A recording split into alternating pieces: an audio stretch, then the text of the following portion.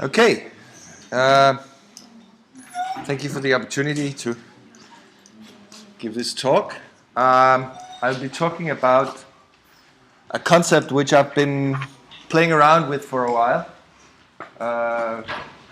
never really defining it until coming here to Cottbus. So I took the opportunity to throw it at you, the concept of use density. And please feel free to comment on it, critique it, tell me that someone else already came up with this idea, stuff like that. I'd be very happy in order to be able to develop the concept further. Anyway, the idea of use density, this is really strange. I'm sorry for the screen. Anyway,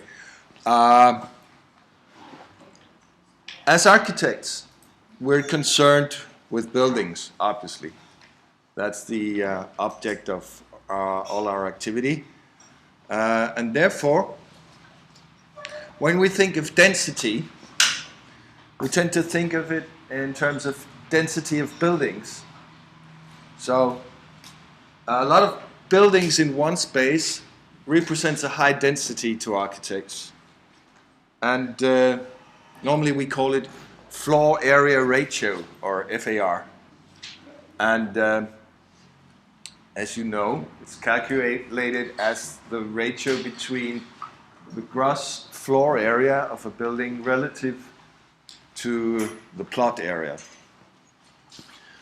However, planners are more concerned with inhabitants. And therefore, they tend to be concerned with densities of people. So, to a planner, if there's a lot of people in one space, it has a high density. That's what they call population density. So, if you have X number of floors with so and so many people in it, it has a certain density. And if you have more floors with more people, it has a higher population density. But the interesting thing is that it's not as easy as that. Because some people obviously have very large dwellings, and also they tend to rarely be at home. If you own a big house, you probably also own a big summer house, and you own a big yacht, and you go away for vacations to exotic places. And when you're not doing all of this, you're very busy working to earn all your money. So you may not spend a lot of time inside your nice big dwelling. And of course, on the other hand, there are other people who have very small dwellings and who tend to spend a lot of time in them. Imagine you're a single mother of 2 without a job. You don't have much money to spend, so why would you go out anyway? So you would stay inside your flat. Or like these guys from Hong Kong or wherever that is. So therefore, and that's quite interesting, building more houses does not necessarily increase the population density. And I think probably one of the most aggravating examples of that is taking place in West London these years. This is actually the interior of a very large mansion somewhere in West London, who was left abandoned for 25 years. And why is that? Well, the simple reason is that people buy property in London and they leave it, they don't live in it, because they speculate in the raising land values. So actually, it doesn't really matter whether you rent this out to someone and have all the troubles of tenants, etc., because the rent revenue, the income you would gain from renting it out, is far exceeded by the raise in property value. So this land becomes more valuable in 1 year than you would be able to earn from the income. So why bother? So houses are being left for decades. This place was abandoned for 25 years. And it's not just the only place. Actually, Chelsea and Kensington have the highest increase in vacant buildings in all of England these years. Because typically very rich people from abroad simply buy property in order to, in these uncertain times of financial crises and so on, to simply have a safe place to put their money. So there you can talk of a very low use density. So, of course, the question is, how can we measure use density? And I would now like to introduce to you a completely new concept, the NIC index. And it's actually being introduced now for the first time to the world. So consider yourselves present at a world premiere. So, what is the NIC index? Well, it has a quite simple definition. The NIC index is a measure of the total amount of time spent by the total amount of people in a specific space in the course of a typical week. So that's the definition. So what do I mean by that? Well, we can see of how it's calculated. Let's take an example. This is a person who goes to work every day. The person has one night out during the week, and otherwise is a home person on weekends.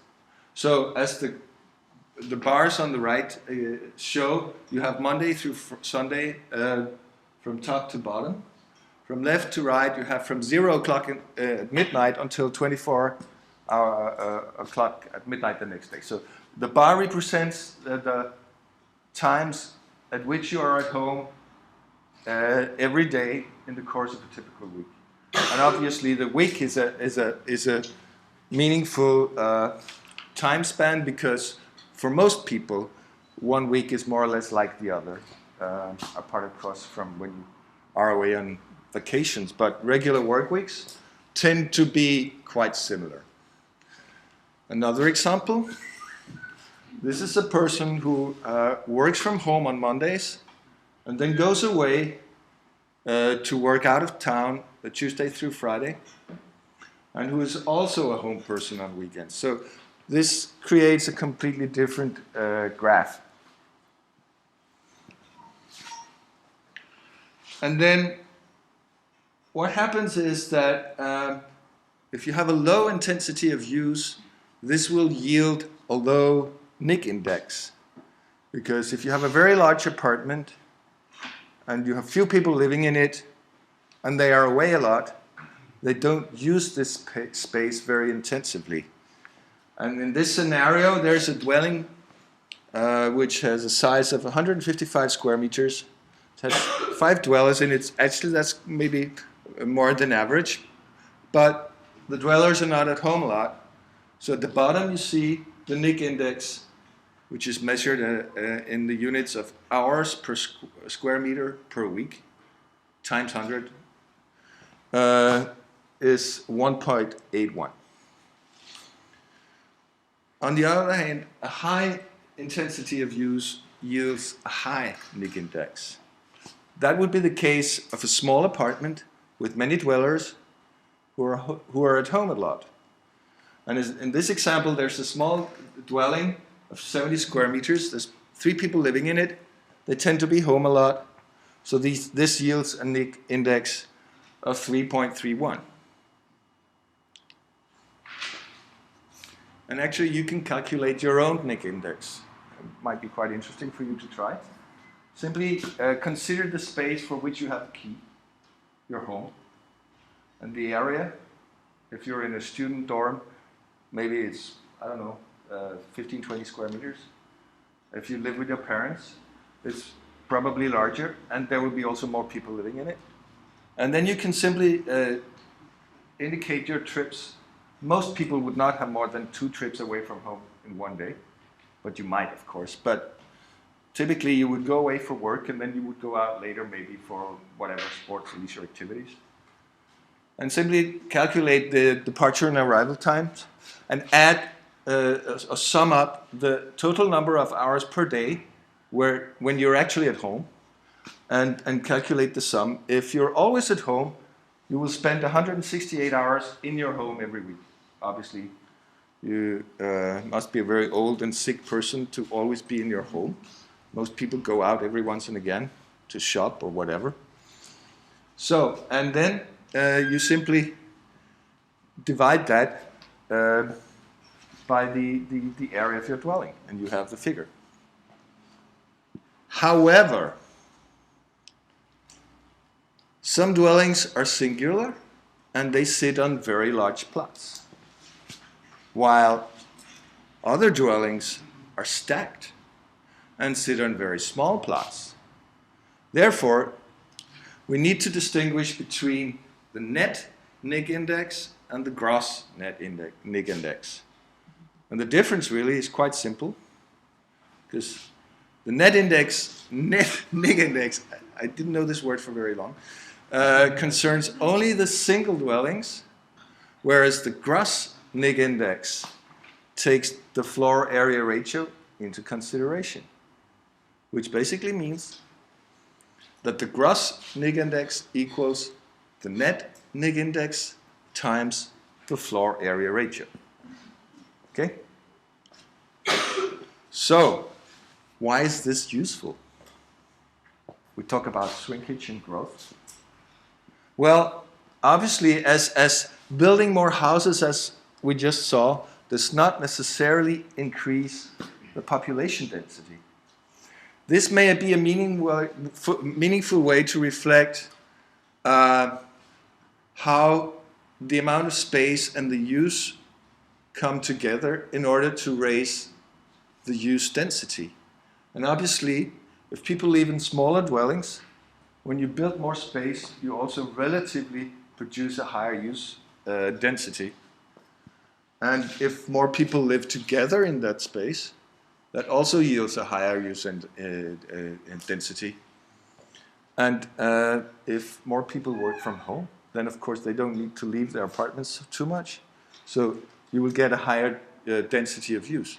So if you want to be space efficient, you can use the NIC index in order to reflect how can we actually make the most intensive use of the spaces that we create.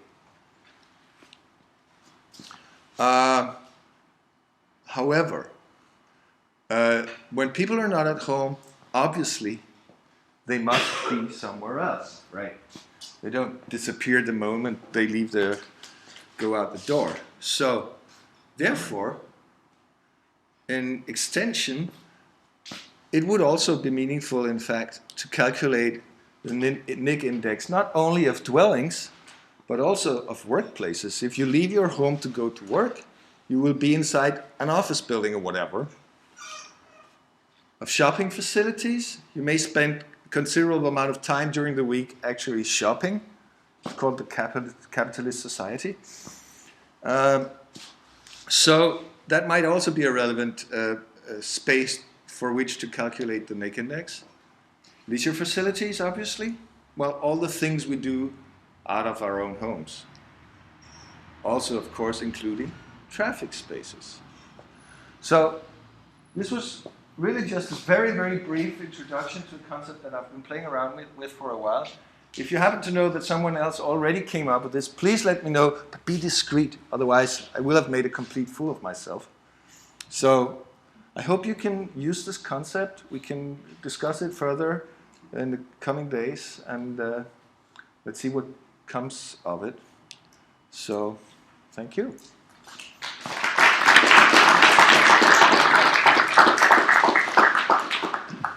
And of course, if there are any questions right away, comments, remarks.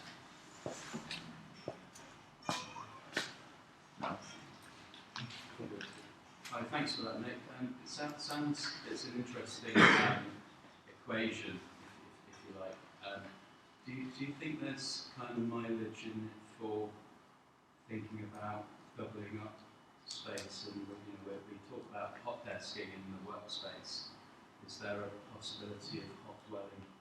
So we kind of imagine people starting to share dwellings. When when I saw your first graph, someone leaving for work at 8 o'clock, and they come back, you know, they go for a beer after work, and they come back at 10 p.m.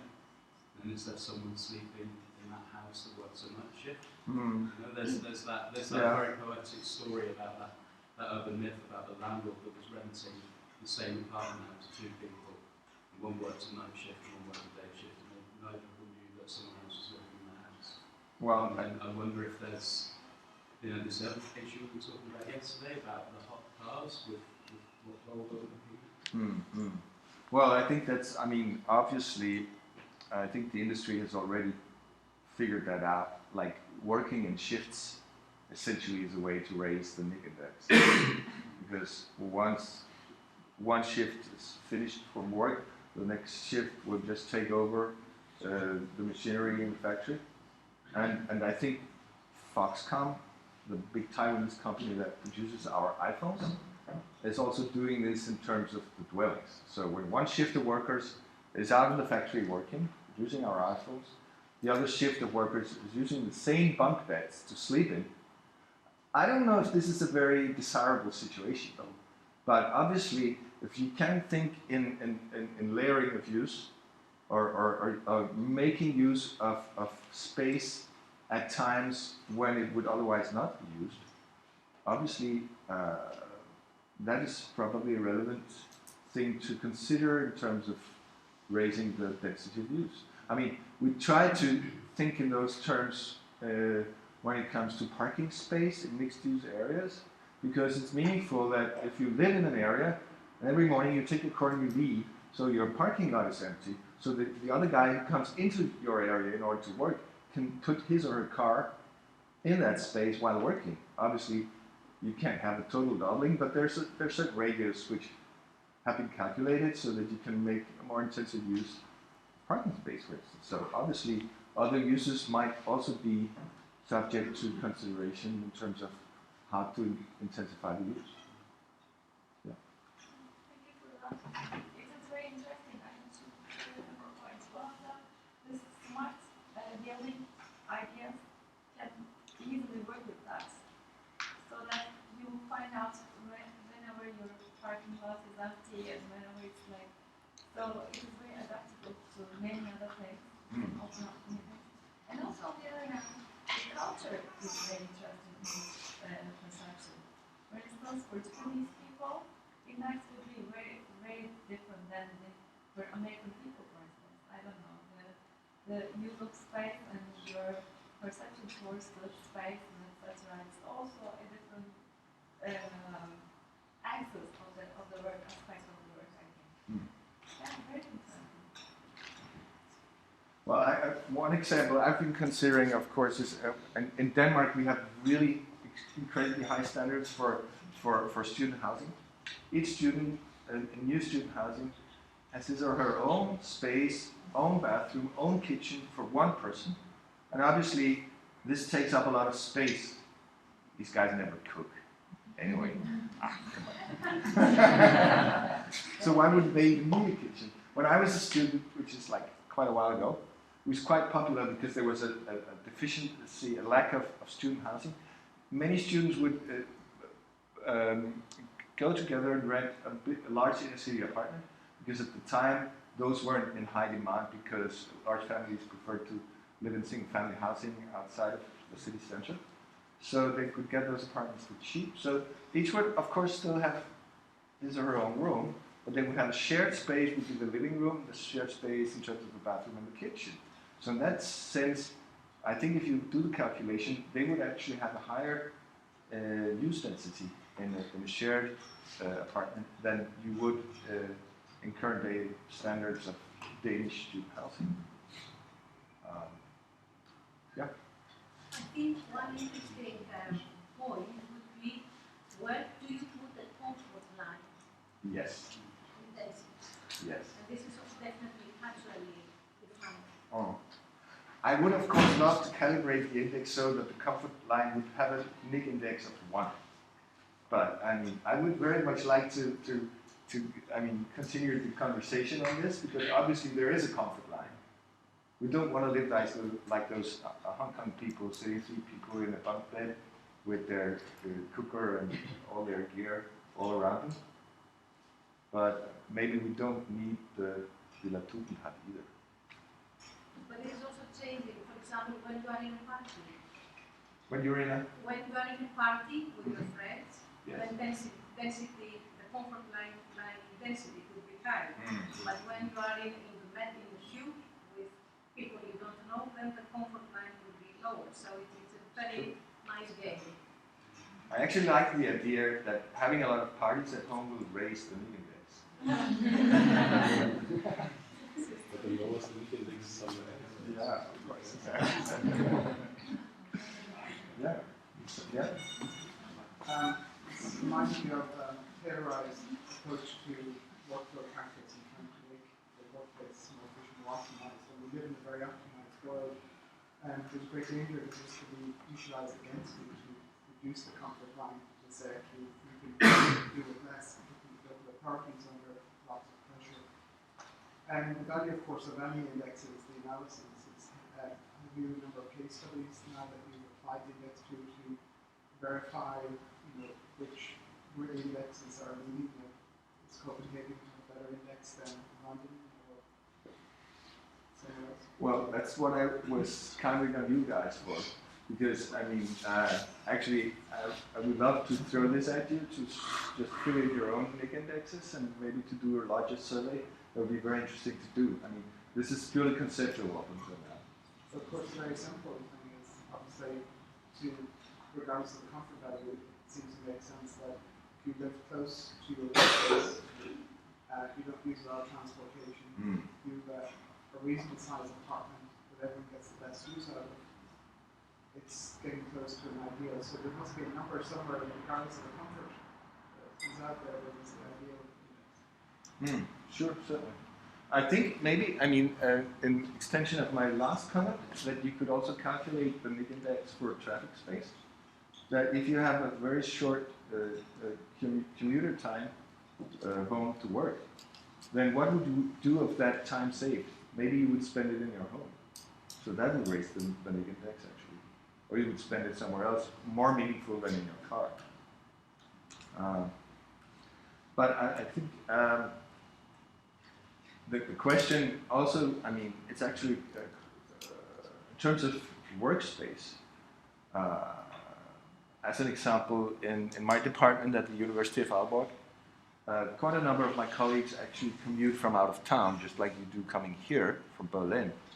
So even though they used to have their own office at the university, they were rarely ever there.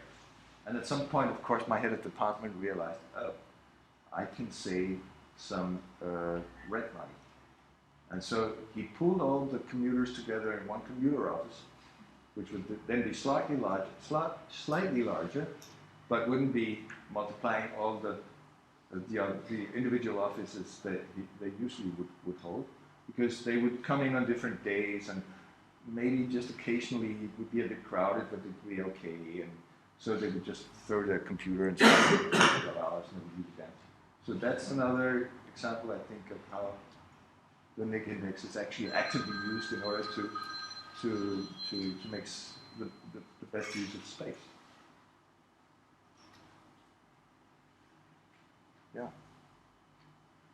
So, as I said, I think it's interesting if you could play around with the concept and maybe come up with new. I mean, there's already been some suggestions as to how you could consider the usage space, the intensity of use, the use density, in terms of calculating the NIC index, and maybe there are yet other ways in which to use it actually as a tool for reflection in terms of what kind of spaces you introduce in the discussion on density and growth, but also on shrinkage, as we saw with the London example.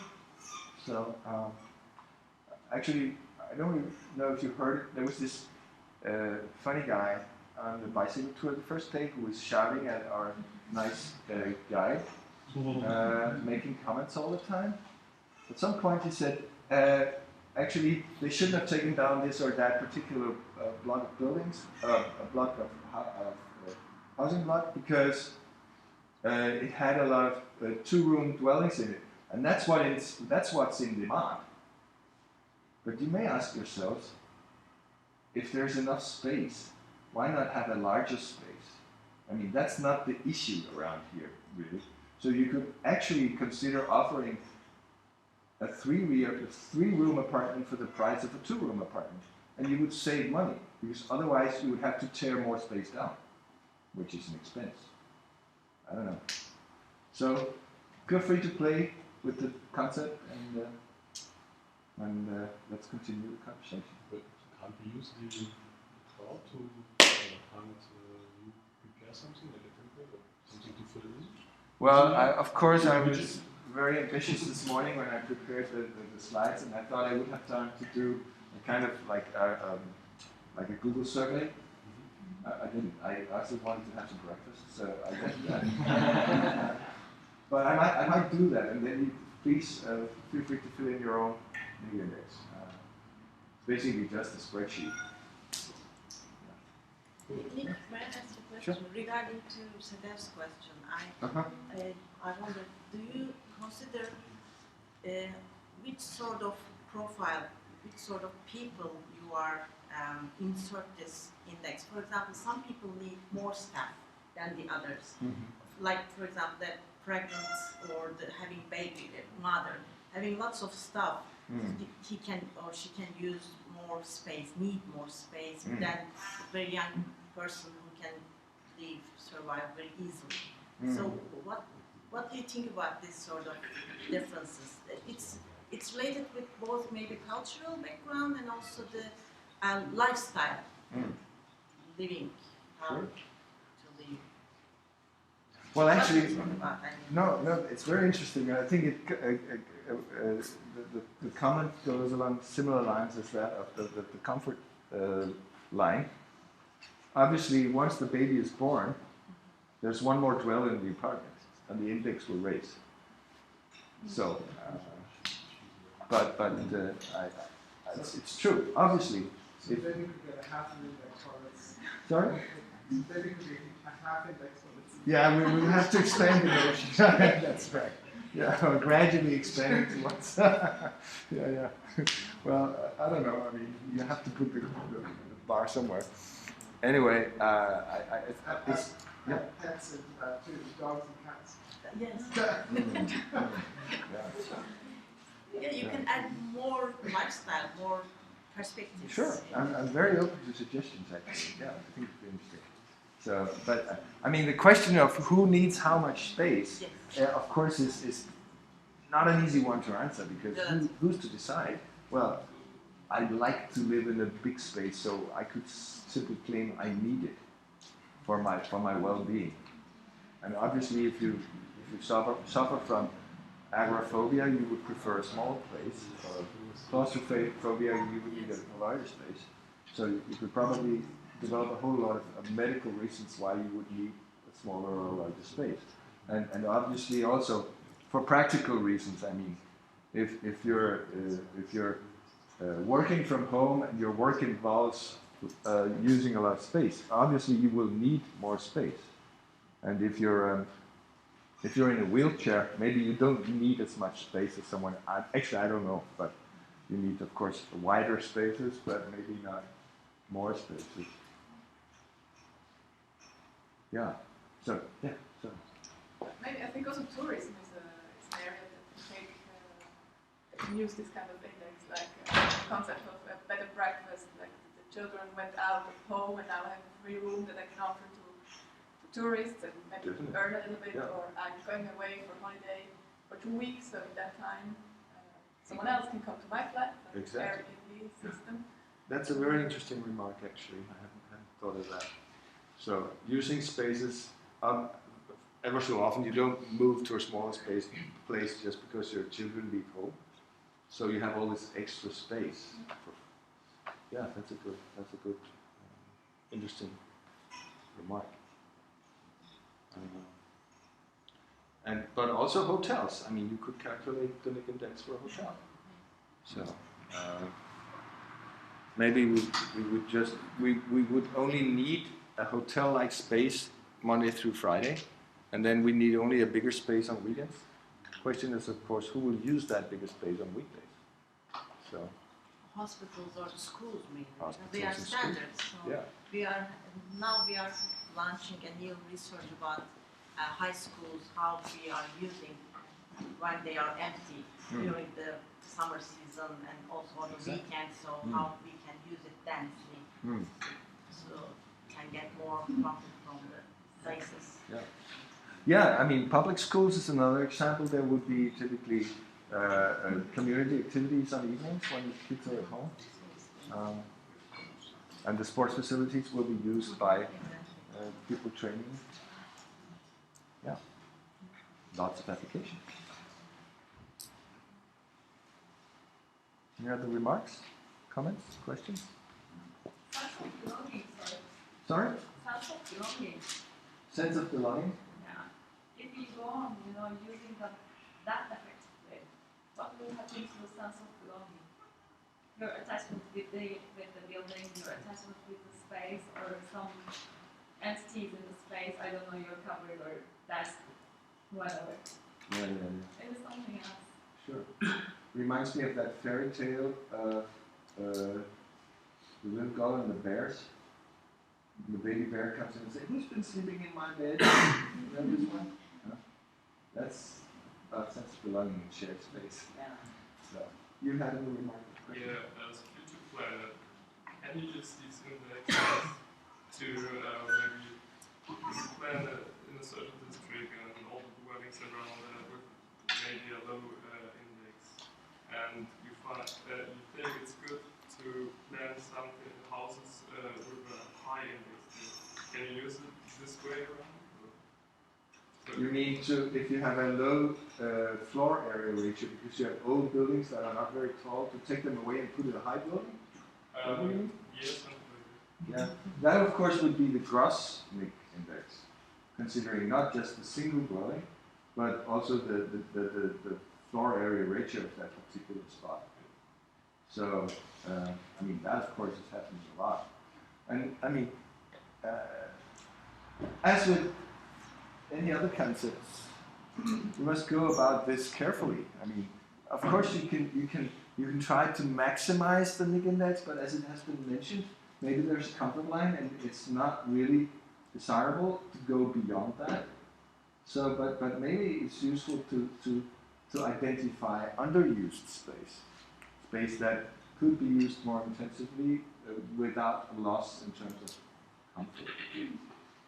So, but obviously, I mean, if you were to replace an old building, despite all considerations for heritage, etc., or urban fabric, that would, of course, also have an impact on the neighboring plots and neighboring buildings, because there would be shadows and more people living in space, more traffic, all the rest. So they all come together. Good. Well, it's close to 10. I don't know. Thank you very much. Yeah, sure. You're welcome.